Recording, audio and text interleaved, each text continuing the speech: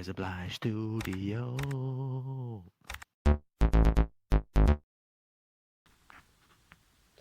Sziasztok srácok! Ebben a videóban, ugye aki látta az Instagramon a posztot, vagyis a történetet, amit kiraktam, hát az már tudhatja, hogy most mi lesz ebben a videóban. Ide illesztek egy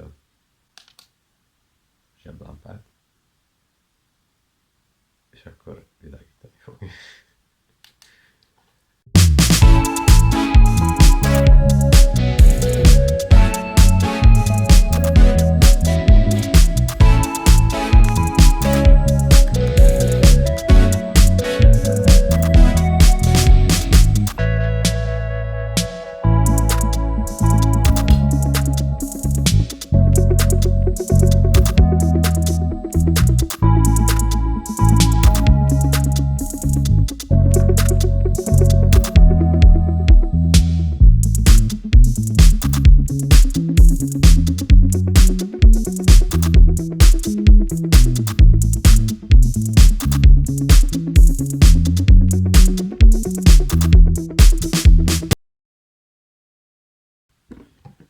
Tehát van maga a zseblámpa, erre tekertem ugyanúgy ragasztószalagot felülre, meg ide is, hogy tartsa benne magát egyenesen ebben a cuccban, ami igazából egy kartonhenger.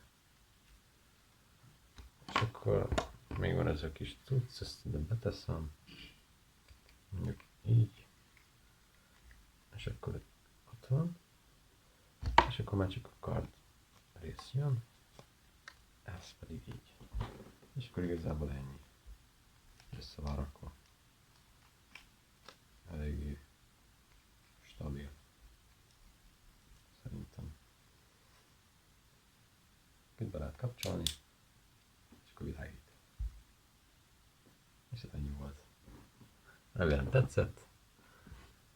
Ha van kedvetek, akkor építsetek ti is egy ilyet. Igazából csak egy zseblámpa kell hozzá, egy darab kartonhenger, egy olló, ragasztószalag, meg valamilyen műanyagcső. Az kész.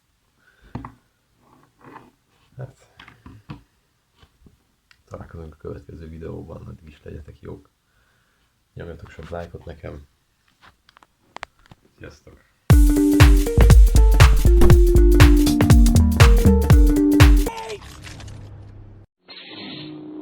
Ha tetszett, nyomj egy lájkot és iratkozz fel.